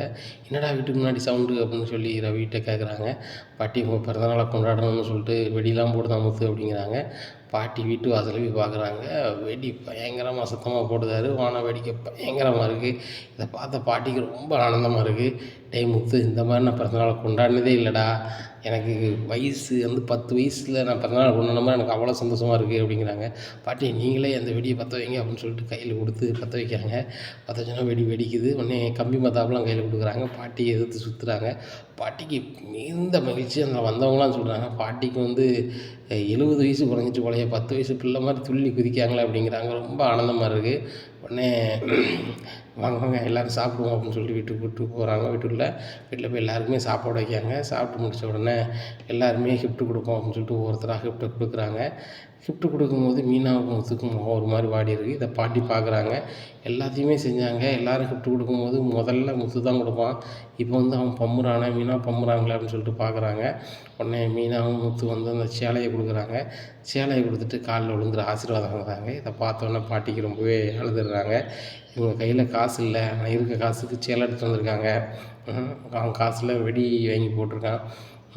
யாருமே இவ்வளோ வயசில் யாருமே என் காலில் விழுந்து ஆசீர்வாதம் வாங்குறாங்க. எனக்கு 80 வயசு ஆகிட்டு, ஆனால் வந்து என் காலில் விழுந்து இவங்க ஆசீர்வாதம் வாங்குறாங்கன்னா எந்த அளவுக்கு என் மனசுக்குள்ளே என் ஆசீர்வாதம் இவங்களுக்கு வேணும்னு நினச்சிருப்பாங்க அப்படின்னு சொல்லிட்டு, மீனா நான் ஒன்று சொன்னேன், யார் வந்து எனக்கு மனசுக்கு பிடிச்ச மாதிரி பரிசு தராங்களோ அவங்களுக்கு நான் செய்வேன்னு சொன்னேன் அப்படிங்கிறாங்க. ஆமாம் பாட்டி, எங்களுக்கு வேறு வழி தெரியல, எங்களுக்கு வேறு பைசா இல்லை, நானும் என் வீட்டுக்காரர் எங்கேயோ அலைஞ்சோம், ரெட்டை உடஞ்சவங்களுக்கு எப்படியாவது உங்களுக்கு வாங்கி கொடுத்துடணும்னு சொன்னார், கடன் வாங்கி பல இடத்துல அலைஞ்சார், நடக்கலை அப்படின்னு சொல்கிறாங்க. சரி அதெல்லாம் எனக்கு பெருசு இல்லை அப்படி இப்படின்னுட்டு இருக்காங்க. உடனே எங்கள் ரொம்ப ஃபுல்டப்பாக சுருதி வந்து செல்ஃபோனை கொண்டு கொடுக்குறாங்க. பாட்டி உங்களுக்காக நான் செல்ஃபோன் வாங்கியிருக்கேன் அப்படிங்கிறாங்க. எனக்கு செல்லை பற்றி ஒன்றுமே தெரியாதா அப்படிங்கிறாங்க. பாட்டி நான் சொல்லித்தரேன் அப்படிங்கிறாங்க. அப்படியா என் பேத்தி சொல்லித்தராளா அப்படின்னுட்டு இருக்காங்க. உடனே ரோகிணி வராங்க. பாட்டி அப்படிங்கிறாங்க, அங்கே அந்த மோதிரம் அப்படின்னு சொல்லிட்டு மோதிரத்தை போடுதாங்க. ஓ நீ மோதிரம் எடுத்திருக்கியா அப்படிங்கிறாங்க. ஆமாம் பாட்டி, நான் என்ன சாதாரண நல்லா பழையாள் மாதிரியா, இப்போ நான் ஒரு ஃபர்னிச்சர் கடை ஓனரு, எங்களுக்கு இன்னும் ஏதாவது பொருள் செஞ்சால் தானே எங்களுக்கு மரியாதையாக இருக்கும் அப்படி இப்படின்னு இருக்காங்க. இங்கே விஜயாவுக்கு பயங்கர கடுப்பாக இருக்குது. ஏற்கனவே 4 லட்ச ரூபாயை வம்பாக்கிட்டேன், வீட்டில் உள்ள நகையும் விற்று இவங்க கவரிங் நகை கொண்டு வாங்கி கொடுத்துருக்கு, அது என்னைக்கு தெரிய போதோ, அது எந்த பிரச்சனையும் என்னை கூட போக தெரில, இதுலேயும் ஓவராக நீ படம் போட்டுட்ருக்க, என்றைக்கு நீ மாட்டி முழிக்க போகிறே தெரில, முத்துக்கிட்ட நான் எனக்கு பகிர்ன்ட்டுருக்கு, நீ பந்தா பண்ணிட்டு அழுதியே அப்படின்னு சொல்லிட்டு மனசுக்கு நினைக்காங்க. இங்கே விஜயாவை பார்த்தோன்னா கலந்துக்கிறாரு மனோஜ். இப்படியா இருக்குது. இந்த சூழ்நிலையில் பாட்டி அறிவிக்கிறாங்க, இந்த மாதிரி எல்லோரும் இதில் இருக்கீங்க, என் பிறந்தநாள் வந்ததில் ரொம்பவே சந்தோஷம். நான் சொல்லியிருந்தேன், இந்த மாதிரி எனக்கு யார் பிடிச்சமான கிஃப்ட்டு தராங்களோ, எனக்கு பிடிச்ச மாதிரி யார் நடந்துக்கிறாங்களோ அவங்களுக்கு வந்து நான் ஒரு பரிசு தருவேன்னு சொல்லியிருந்தேன், என்ன அந்த பரிசை நான் இப்போ கொடுக்க போகிறேன் அப்படிங்கிறாங்க. அதை அறிவிச்சிடலாமா அப்படிங்கிறாங்க. உடனே சொல்கிறாங்க, பாட்டி அப்படியே இருங்க, நீங்கள் பேசுறது நான் உங்களுக்கு தந்த செல்ஃபோன்லேயே ரெக்கார்ட் பண்ணுறேன் அப்படிங்கிறாங்க. பண்ணுமா அப்படிங்கிறாங்க. எனக்கு பிடிச்சமான பரிசு கொடுத்தது வந்து முத்து மீனாவும் அப்படிங்கிறாங்க. இதை கேட்டால் விஜயா ரொம்பவே ஷாக்காகிறாங்க. அத்தை, அவங்க என்ன பரிசு கொடுத்தாங்க, ஒரு 100 ரூபாய்க்கு ஒரு சேலையை வாங்கிட்டு வந்திருப்பாங்க, உங்கள் காலில் வந்து ஆசீர்வாதம் வாங்கினாங்க அப்படிங்கிறாங்க. 80 வயசு கடந்தவங்களுக்கு வந்து பெரிய ஆசை வந்து தனக்கு கீழே உள்ளவங்க தான் காலில் விழுந்து ஆசீர்வாதம் வாங்கினா நம்ம வாழ்த்தணும் அப்படிங்கிறது தான்.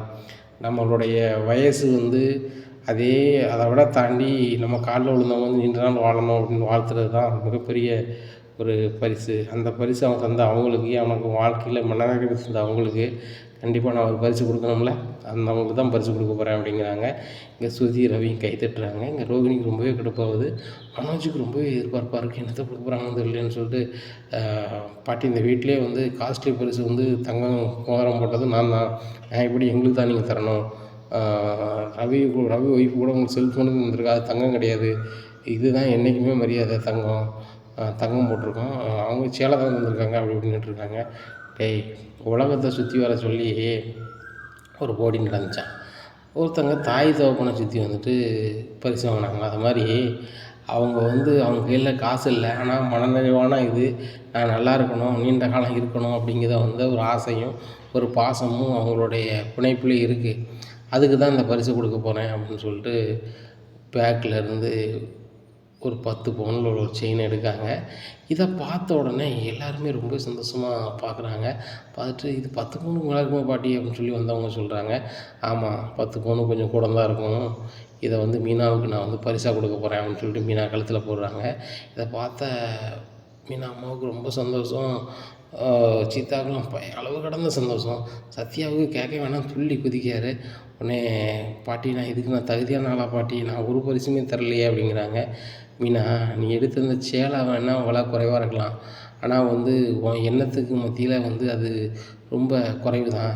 நீ வந்து விலை மதிப்பில்லாத ஒரு பொருள். நீ வந்து எனக்கு இவ்வளோ உபசரிப்பாக செய்யணும், எனக்கு ஆசீர்வாதம் வாங்கணும்னு அவசியமே இல்லை. பாரு, எனக்கு வந்து 3 பேரம்பேத்தியில் காலில் விழுந்து ஆசீர்வாதம் வாங்கினது நீ தான். இவ்வளோ பேர் வந்திருக்காங்க, என் காலில் விழுந்து ஆசீர்வாதம் வாங்கினது எண்ணம் தோணுது உங்கள் 2 பேருக்கு தான் அப்படிங்கிறாங்க. பாட்டி, நான் எல்லா நல்ல நாளும் உங்கள்கிட்ட ஆசீர்வாதம் வாங்க தானே செய்வேன் அப்படிங்கிறாங்க. முத்து, நீ வாங்கியிருக்கடா, இன்றைக்கி இந்த 80ஆவது பிறந்த நாளில் நீ என்கிட்ட மனநிறைவாக என் காலில் நீங்கள் 2 பேரும் விழுந்திருக்கீங்க அப்படின்னா அது நினைக்கும் ரொம்ப சந்தோஷமாக இருக்குது அப்படிங்கிறாங்க. உடனே விஜயா நினைக்கிறாங்க, நம்மளும் காலில் விழுந்துருக்கலாமோ, நம்மளே வாங்கியிருக்கலாமோ அப்படின்னு சொல்லிட்டு நினைக்காங்க. அத்தை, நீங்கள் முதல்ல சொல்லியிருந்தால் எல்லாருமே காலில் விழுந்துருப்பாங்கல்ல அப்படிங்கிறாங்க. பெரியவங்க காலில் விழணும்னு சொல்லிட்டு எந்த பெரியவங்களும் சொல்ல மாட்டாங்க விஜயா. நீ கல்யாணம் முடிஞ்சு இவ்வளோ நாளாச்சு என் காலில் விழுந்து ஆசீர்வாதம் வேணும்னு இல்லை, அது எதிர்பார்த்ததும் இல்லை.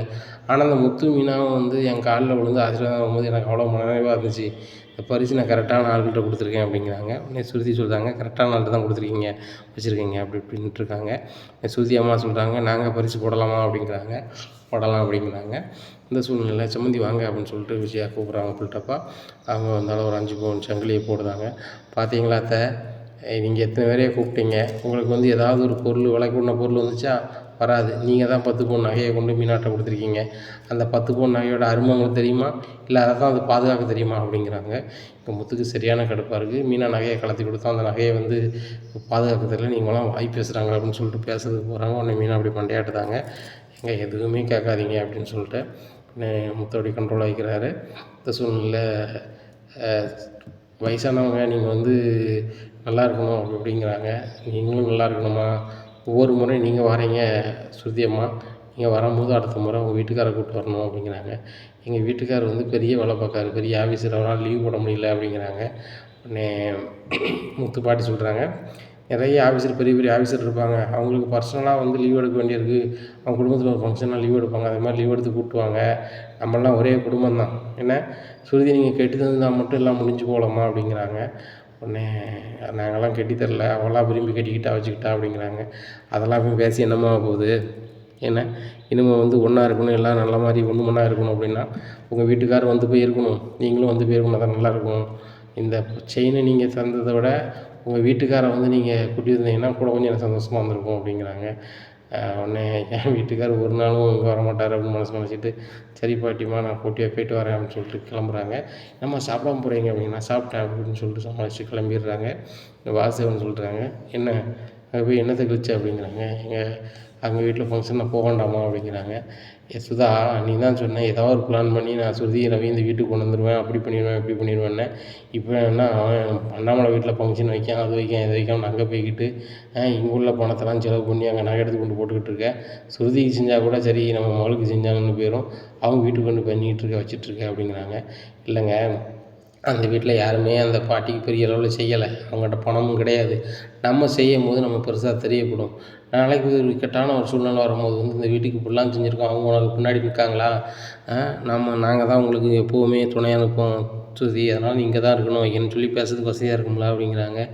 சுதா நீ என்னையும் மிஞ்சிட்ட, சரி சரி சரி அதனால தான் அப்படி பண்ணுறியோ, சரி ரைட்டு, எப்படியாவது ஏதோ ஒரு வழி பண்ணி சுருதியையும் ரவியும் நம்ம வீட்டுக்கு கொண்டு வர வழியை பாரு அப்படிங்கிறாங்க. கண்டிப்பாங்க, இன்னும் ஒரு 10 நாளில் எப்படியாவது சுருதியும் ரவியும் நம்ம வீட்டுக்கு கூப்பிட்டு வந்துடுவேன் அப்படிங்கிறாங்க. கண்டிப்பாக கூப்பிட்டு வா, இந்த வீட்டில் வந்து என் பொண்ணு என்றைக்கு வராலும் அன்றைக்கி தான் எனக்கு நிம்மதியாக இருக்கும். அது வரைக்கும் எனக்கு மனதுக்கு சரியில்லாமல் தான் இருக்கும். என் பொண்ணு விரும்பி கட்டிட்டா கூட நல்ல பையனை தான் கட்டியிருக்கா. ஆனால் அந்த அண்ணாமலை வீட்டில் என் மகன் இருக்கக்கூடாது. அண்ணாமலைகிட்ட நான் அங்கே அந்த அண்ணாமலை வீட்டில் அவள் இருந்தா அப்படின்னா நான் அண்ணாமலைகிட்ட தோற்ற மாதிரி ஆயிரும். என்றைக்குமே இந்த வாசிவன் வந்து யார்கிட்டையுமே தோற்கக்கூடாது அப்படி இப்படிங்கிறாங்க. என்றைக்குமே நீங்கள் தோற்க மாட்டீங்க அப்படின்னு சொல்லி பேசிகிட்டு இருக்காங்க. இந்த சூழ்நிலையில் இங்கே முத்து பாட்டி ரொம்பவே சந்தோஷமாக சொல்லிகிட்டு இருக்காங்க. என் பிறந்தநாளை ரொம்ப தடபடலாக பண்ணிட்டீங்க அண்ணாமலை அப்படிங்கிறாங்க. ஏம்மா நான் மட்டும் பண்ணலை, உங்கள் பேரன் மாதிரி எல்லாருக்குமே இதில் பங்கு இருக்குது அப்படிங்கிறாங்க. யார் உனக்கும் செஞ்சானா அப்படின்னுட்டுருக்காங்க. உடனே முத்து சொல்கிறார், அவன் என்ன பாட்டி செய்வான், அவன் ஒன்றும் செய்ய மாட்டான், ஒரு நம்பர் சோம்பேறி அப்படிங்கிறாங்க. உடனே ரோகிணி சொல்கிறாங்க, பாட்டி அதுக்கு அவருக்கு நேரம் இல்லை, அவர் பெரிய லெவலில் பிஸ்னஸ் பண்ணுறாரு, அவருக்கு கடைக்கு போகிறது வந்து வரவு செலவு பார்க்குறது வைக்கிறது அதுக்கு நேரம் சரியாக இருக்குது அப்படிங்கிறாங்க. டேய் வரவு செலவு எத்தனை லட்ச ரூபா பார்க்க அப்படிங்கிற. பாட்டி நான் லட்சக்கணக்கில் தொழில் பண்ணுறேன் அப்படிங்கிறாங்க. சரி இந்த வீட்டுக்காக நீ என்ன பண்ணியிருக்க அப்படிங்கிறாங்க. உடனே முத்து சிரிக்கிறாரு, பாட்டி இந்த வீட்டுக்கு அவன் 4 நகை செஞ்சதில்லை, இனிமேலும் அவன் செய்ய போகிறதும் இல்லை அப்படிங்கிறாங்க. உடனே பாருங்கள் பாட்டி எப்படிலாம் பேசுகிறாரு அப்படின்னு சொல்லிட்டு ரோகிணி சொல்கிறாங்க. டேய் முத்து அமைதியாக ரெண்டா அப்படிங்கிறாங்க. இல்லைப்பா ரொம்ப ஓவராக பெரிய அளவில் பண்ணுற மாதிரி பில்டப் பண்ணுறான்ப்பா, அதுக்கு சொல்கிறேன்ப்பா, வீட்டு செலவு கொடுக்குறது கூட ஏன் கொடுக்கணும் யாருக்கு கொடுக்கணும்னு கேட்குறான் அவன். ஆனால் இப்போ என்னமோ பெரிய அவர் வந்து பெரிய மல்டி மில்லியனர் மாதிரி பேசுகிறான் அப்படிங்கிறாங்க. உடனே அண்ணாமலை சொல்கிறாங்க, அவன் எப்போவுமே அப்படி தானே, இல்லாட்டினாலும் பெருசாக தான் பேசுவான். டேய் மனோஜ் நீனும் கூட பேசிகிட்டு இருக்காத அமைதியாரு அப்படின்னு சொல்லிட்டு, ஏம்மா நீங்கள் கொஞ்சம் ரெஸ்ட் எடுங்கம்மா அப்படிங்கிறாங்க. நான் ஊருக்கு கிளம்புறேன் அண்ணாமலை அப்படிங்கிறாங்க. இல்லைம்மா நீங்கள் ஊருக்கு இன்னும் 2-3 நாள் கழிச்சு தான் போகணும் அப்படிங்கிறாங்க. எதுக்கு அண்ணாமலை அப்படிங்கிறாங்க. இல்லைம்மா எனக்கும் கொஞ்சம் ஒரு மாதிரி இருக்குது உடம்புக்கு, இங்கே இருந்தீங்கன்னா கொஞ்சம் எனக்கு தெம்பாக இருக்கும் அப்படிங்கிறாங்க. அண்ணாமலை உனக்கு எதாவது செய்தா அப்படிங்கிறாங்க. அப்படிலாம் ஒன்றும் இல்லைம்மா, உடல் வலி தான் அப்படிங்கிறாங்க. இரு அண்ணாமலை நான் வரேன் அப்படின்னு சொல்லிட்டு நேராக போகிறாங்க கடைக்கு.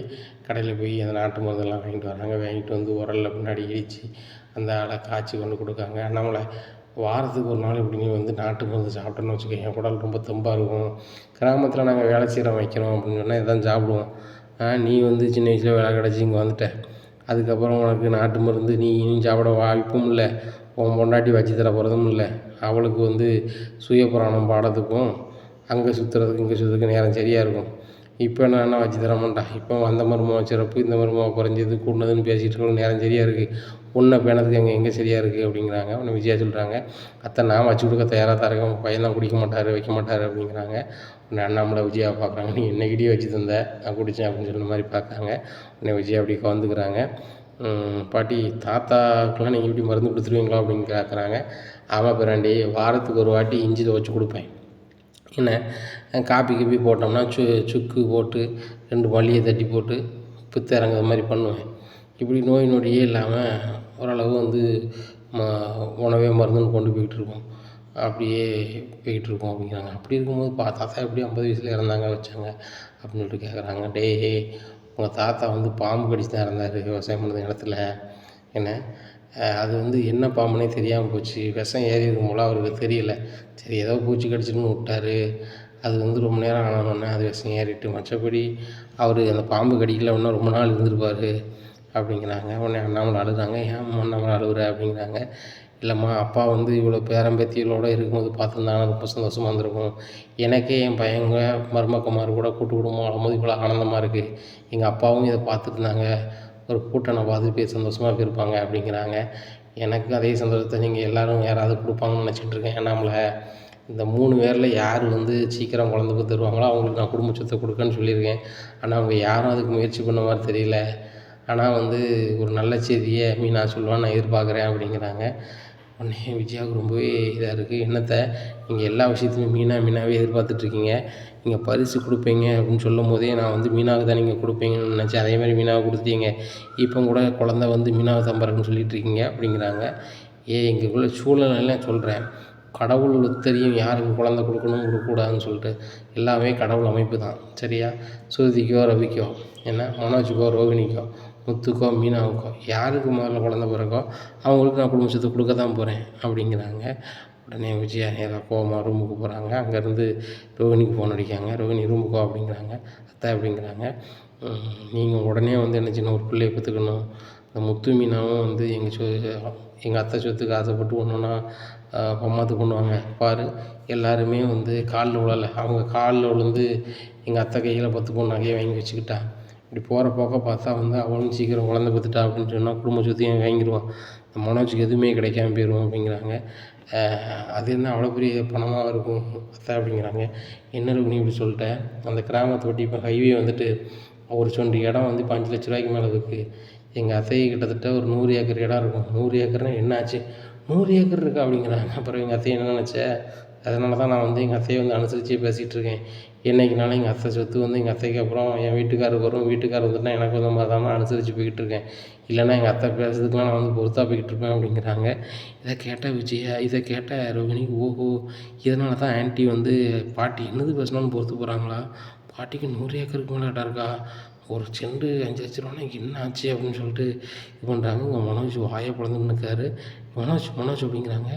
அம்மா இவ்வளோ வேலை இருக்குமா அப்படிங்கிறாங்க. பிறகு இதனால தான்டா அவங்க பாட்டி என்ன சொன்னால் நான் பொறுத்துட்ருக்கேன். என்றைக்குனாலும் உங்கள் அப்பாவுக்கு அப்புறம் சொத்து எனக்கு தான் வரும்னு சொல்லிட்டு உட்காந்துட்ருக்கேன். எங்கள் அப்பாவுக்கு வந்து எனக்கு வந்துச்சுன்னா அதுக்கப்புறம் உனக்கு தானடா அப்படிங்கிறாங்க. அம்மா அவ்வளோ சொத்து வந்தாலும் நம்ம பெரிய கோடீஸ்வரன் ஆயிடலாமா அப்படிங்கிறாங்க. இப்போ கூட உங்கள் பாட்டி வந்து பெரிய கோடீஸ்வரி தான், அதை ஃப்ளாட்டு போட்டால் பெரிய ஆளாயிடலாம். ஆனால் வந்து உங்கள் பாட்டி நான் விவசாயம் தான் பண்ணுவேன், அதுவும் இயற்கை விவசாயம் தான் பண்ணுவேன்னு சொல்லி பில்டப் பண்ணி நடத்திக்கிட்டு இருக்கு, அதனால் கொஞ்சம் கஷ்டப்படுது அப்படிங்கிறாங்க. அப்படின்னாலும் பாட்டி அக்கௌண்ட்டில் ஓரளவு காசு இருக்க தானே செய்யும் அப்படிங்கிறாங்க. அது ஒரு 50 லட்ச ரூபாய்க்கு மேலே போட்டு வச்சுருக்க தான் செய்யும் அப்படிங்கிறாங்க. 50 லட்ச ரூபா போட்டு வச்சுருக்குமா அப்படிங்க. டேய் 50 லட்ச ரூபா காசாக வச்சுருக்கோம் எப்போவும் அக்கௌண்ட்டில். அது போக வீட்டு செலவுக்கு எப்பவும் 1 லட்ச ரூபா வச்சுருக்கோம். நகை நட்டு நிறைய வச்சுருக்கடா, இது தெரிஞ்சு தானடா அவங்க அப்பனை நான் வந்து சொந்தமாக அப்படின்னு சொல்லி கேட்டேனேன் அப்படிங்கிறாங்க. உடனே அப்படியாம்மா இதெல்லாம் எனக்கு நீ சொல்லவே இல்லை அப்படிங்கிறாங்க. சொன்னால் கைவியெல்லாம் வாங்கிடுவோம்ல அப்படி இப்படின்னுட்டு இருக்காங்க.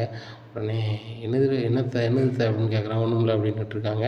உடனே பாட்டி கூப்பிட்றாங்க. விஜயா வெளில வா அப்படிங்கிறாங்க. அத்தை அப்படிங்கிறாங்க. நான் வந்திருக்கேன், ஊரில் இருந்து ஃபங்க்ஷன் முடிச்சிருக்கேன், எல்லோரும் வெளியே உட்காந்து பேசிகிட்டு இருக்கோம், நீங்கள் 3 பேரும் உள்ளே உட்காந்து குசுன்னு பேசிகிட்டு இருந்தால் என்ன கதை அப்படிங்கிறாங்க. ஒன்றும் இல்லை அத்தை, ஏசியில் கொஞ்சம் அங்கே கொஞ்சம் வேலைச்சு அதான் ஏசியில் இருக்கேன் அப்படிங்கிறாங்க.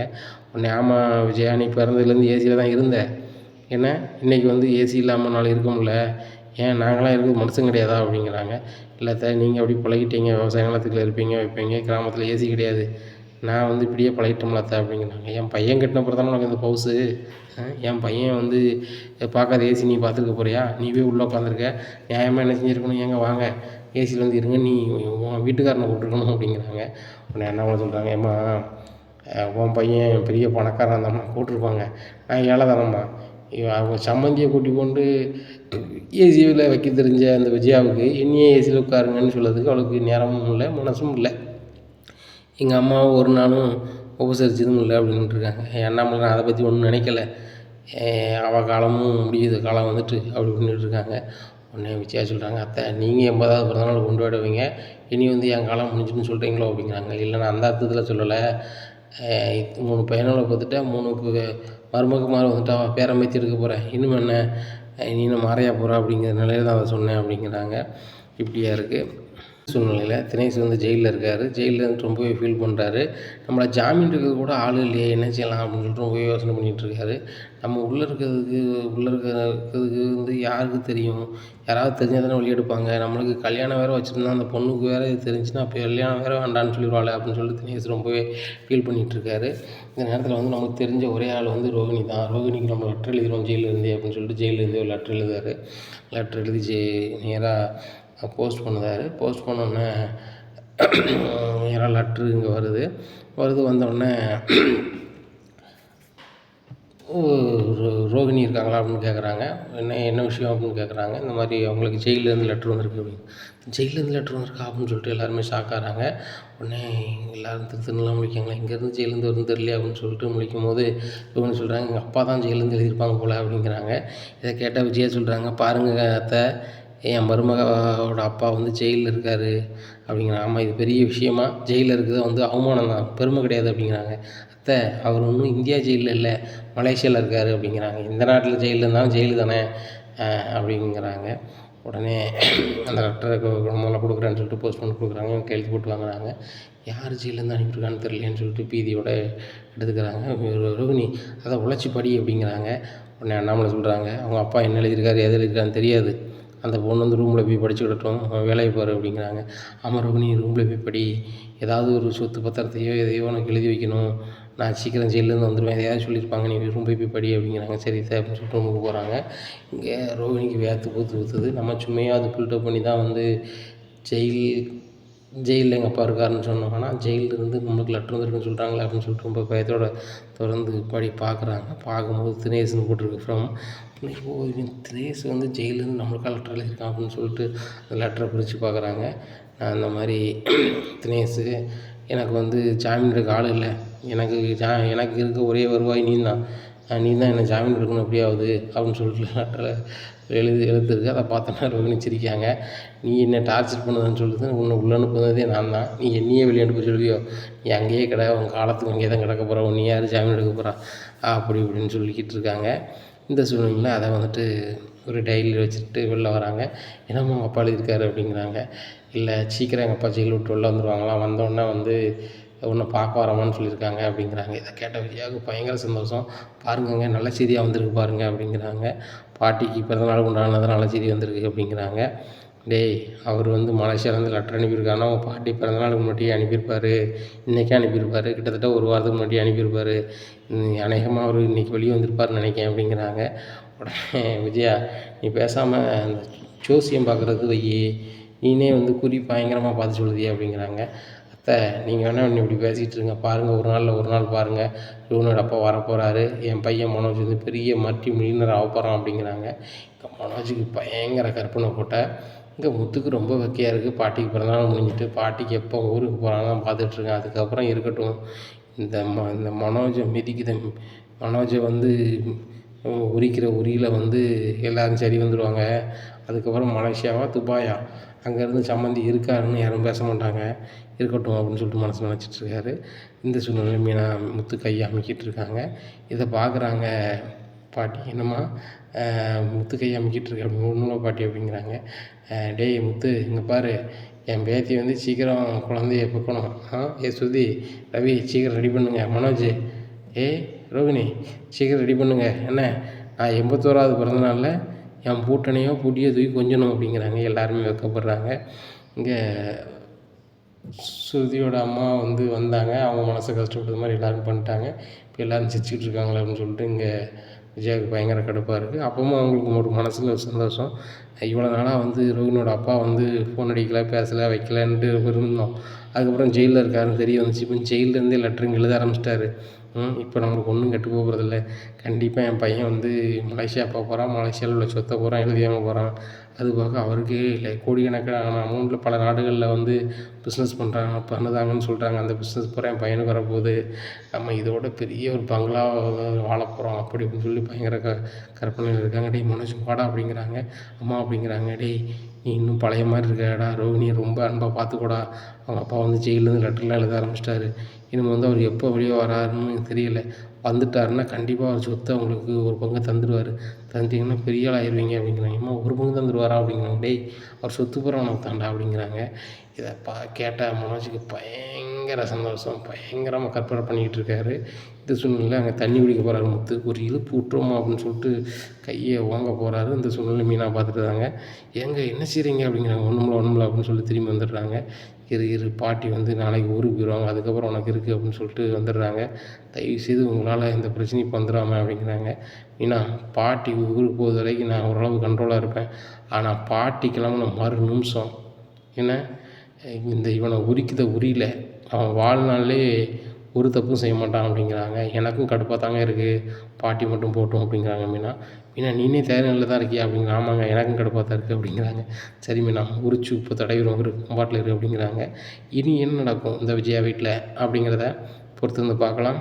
நம்மளுடைய சேனலை நீங்கள் மறக்காமல் லைக் அண்ட் சப்ஸ்கிரைப் பண்ணுங்கள். நன்றி, வணக்கம்.